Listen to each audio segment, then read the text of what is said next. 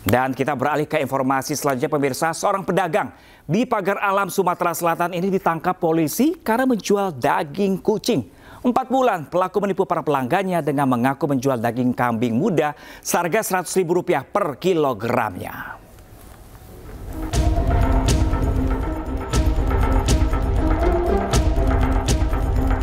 Polisi meringkus Sujadi, pria berusia 55 tahun yang menjual daging kucing di Pagar Alam Sumatera Selatan. Pelaku membohongi pelanggannya dengan mengaku menjual daging kambing muda. Pelaku menjual daging kucing ini secara berkeliling. Daging dijual dengan harga Rp100.000 per kilogram.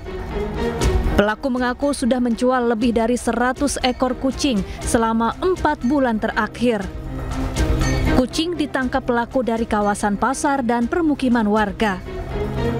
Dari keterangan pelaku, sementara ini yang bersangkutan melakukan tindakan tersebut sudah lebih dari 4 bulan.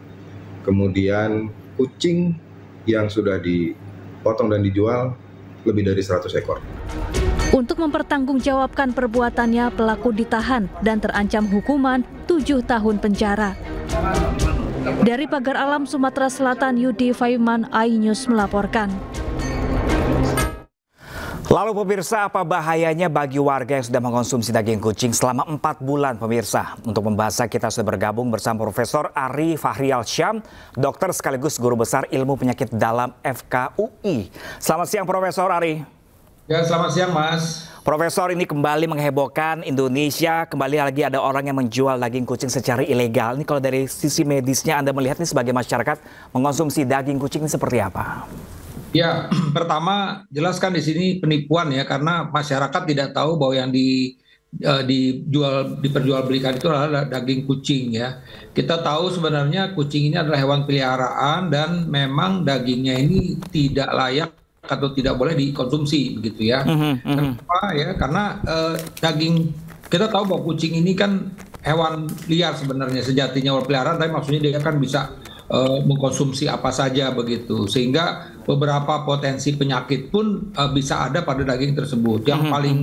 Yang paling sering kita sebut itu namanya toksoplasmosis, yaitu suatu infeksi parasit yang bisa ditularkan melalui daging kucing tersebut. Dan ini kemudian juga bisa, misalnya kalau ini kucing pun juga bisa kena rabies, itu kan juga bisa ya, kena rabies, daging yang mengandung ada rabies virusnya begitu. Kemudian juga infeksi cacing, itu juga beberapa cacing misalnya cacing ankylostoma istilahnya kita itu juga bisa ada di dalam daging si kucing tersebut gitu. Iya, Profesor, kan kalau tadi Profesor bilang ada toksoplasma, ada cacing juga. Nah, tadi ada rabies. Kita biasa mengetahui rabies itu ditularkan karena gigitan. Nah, ini karena daging, apakah bisa juga masih meskipun sudah dimasak? Betul. Jadi, nah ini kan tergantung ya bagaimana cara memasaknya. Dan kemudian kan pada proses sebelum memasaknya itu kan kalau arti gini, kalau itu benar-benar daging rabies kan kuncinya kita mesti langsung dikubur gitu kan ya. Nah, kalau orang yang nggak tahu ini ternyata ada unsur rabiesnya kan dia pada proses, kalau udah jadi makanan mungkin udah mati gitu. Tapi pada proses pemasakannya itu yang bisa saja tercemar dari virus yang ada pada si daging kucing tersebut begitu. Oke, ini kan Profesor sudah 4 bulan lamanya pelaku ini menjual secara ilegal daging kucing tersebut. Nah, bila seseorang sudah terlanjur atau mengkonsumsi daging kucing tersebut, Profesor, ini pemeriksaan kesehatan apa sebaiknya harus dilakukan?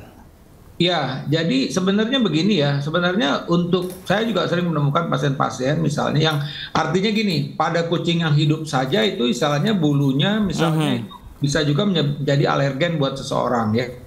Kemudian yang sering tadi yang toksoplasma ini, jadi dia secara langsung mungkin nggak ketahuan ininya, tapi nanti misalnya kalau dia timbul masalah, misalnya pada wanita infertilitas misalnya kan gitu. Nah, kemudian kalau ini dikonsumsi pada ibu hamil ini bisa menyebabkan abortus, keguguran atau cacat pada bayinya gitu. Nah, ini kan hal-hal yang artinya misalnya terjadi pada seseorang ya yang sudah mengkonsumsi itu ya jangan-jangan memang ada kandungan toksoplasmosis pada pada makanan atau dalam hal ini kita bilang daging kucing yang dikonsumsi tersebut gitu. Jadi dampaknya itu bisa seperti itu terjadi pada orang-orang yang konsumsi daging kucing yang sudah mengandung toksoplasmosis itu gitu. Jadi resikonya memang lebih banyak pada wanita ya kalau kita bilang baik tadi ini dia kesulitan untuk mendapatkan kehamilan satu, ya kita bilang infertil. Satu lagi juga kalau dia hamil dia bisa keguguran, bahkan kalau dia melahirkan itu bisa menyebabkan kecacatan. Jadi memang sebenarnya ada yang mohon maaf aja, kucing hidup pun kalau dia arti kucing yang apa namanya yang tidak kontrol teratur ke dokter hewan itu pun juga berisiko ya, karena saya juga berapa kali menemukan ketika saya lihat di trace toksoplasma ya saya tanya punya kucing nggak, punya gitu, bagaimana, bahkan kadang-kadang dia kucing itu tidur sama-sama dia di kamar.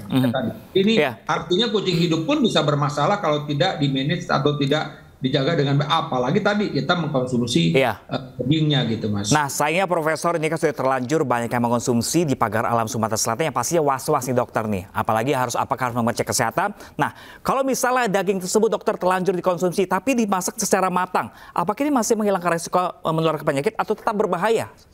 Nah, jadi ada kondisi-kondisi penyakit yang kita bilang dalam bentuk kistanya misalnya itu yang tidak hilang dengan pemanasan gitu. Nah, ini yang dipahamin gitu ya. Nggak kalau apa namanya ada beberapa infeksi-infeksi ya yang walaupun sudah dipanaskan tetap masih ada masalah. Ya seperti gini deh, misalnya kita mohon maaf ya daging yang sudah rusak gitu ya kan juga suka tidak sengaja, tapi tetap kita paksakan untuk dimasak. Oke, nah untuk sebagian kuman mungkin ada yang mati, tapi ada beberapa kelompok jamur yang tadi bentuknya kista itu tahan dalam pemanasan. Nah itu yang bisa timbul bermasalah kalau kita menelan komponen infeksi tersebut dalam bentuk kistanya tersebut misalnya. Jadi bukan dalam bentuk virusnya, bakteri yang terbuka mungkin mati dia, tapi kalau dia bentuk yang terisolir itu bisa menyebabkan masalah juga gitu. Jadi tetap ada resiko ya Profesor ya. Nah kalau dari perspektif ilmu penyakit dalam Prof, ini apa dampak jangka pendek dan jangka panjangnya jika seseorang terlanjur mengkonsumsi daging kucing? Ya, jadi kalau yang jangka pendeknya, kalau yang umum lah ya, ini misalnya daging tersebut mengandung salmonella, karena dia bisa juga mengandung tipes, penyakit tipes ya, mungkin setelah mengkonsumsi daging tersebut, mohon maaf misalnya apalagi dimasaknya tidak dengan baik ya, bisa saja dia secara langsung bisa mengalami demam misalnya beberapa hari setelah mengkonsumsi tersebut ya.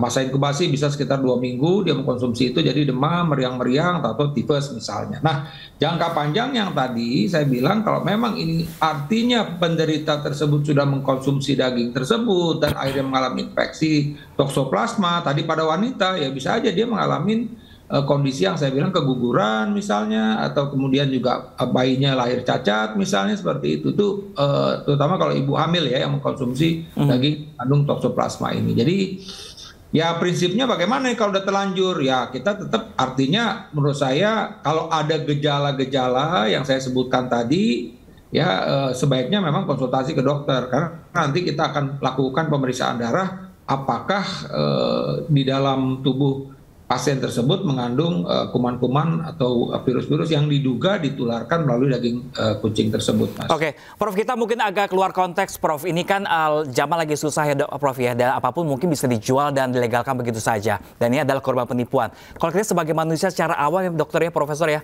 bisa nggak sih membedakan ini daging kucing atau daging kambing atau daging ayam atau daging sapi seperti itu?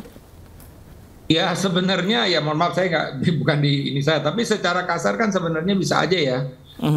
Terutama begini, masalahnya kan begini ya, kadang-kadang kalau kita yang biasa istilahnya melihat daging secara rutin gitu setiap hari itu pasti mestinya akan dia bedakan bahwa ini bukan daging kambing muda misalnya seperti itu, ini daging sapi, ayam kan bisa ya dia, karena tapi memang kucing ini kan termasuk kaki 4 jadi dia red meat ya, dia lebih kemerah-merahan misalnya kan ya kalau kita lihat begitu. Jadi memang semirip dalam tanda petik itu sekilas mungkin bisa nggak ketahuan. Nah, cuman kan kalau kita lihat kan mereka kan kecil-kecil ya, kucing kan ya seberapalah dibandingkan dengan kambing muda kan, sebesar-besar sekecil-kecilnya kambing kan nggak juga tetap lebih besar daripada kucing ya. Jadi ya cuman masalahnya kan kalau dia misalnya mohon maaf jualnya dalam bentuk tetelan gitu loh. Kalau bentuk daging utuh, daging setengah paha daging misalnya mungkin nggak ada masalah kan gitu. Tapi kalau dia misalnya bukan paha daging mungkin jadi bisa masalah kan gitu. Oke, baik Profesor Ari, terima kasih telah berbagi informasi bersama kami di Ayu Siang, dan ini agar masyarakat di luar sana lebih waspada lagi. Terima kasih banyak Profesor Ari, salam sehat selalu, selamat siang.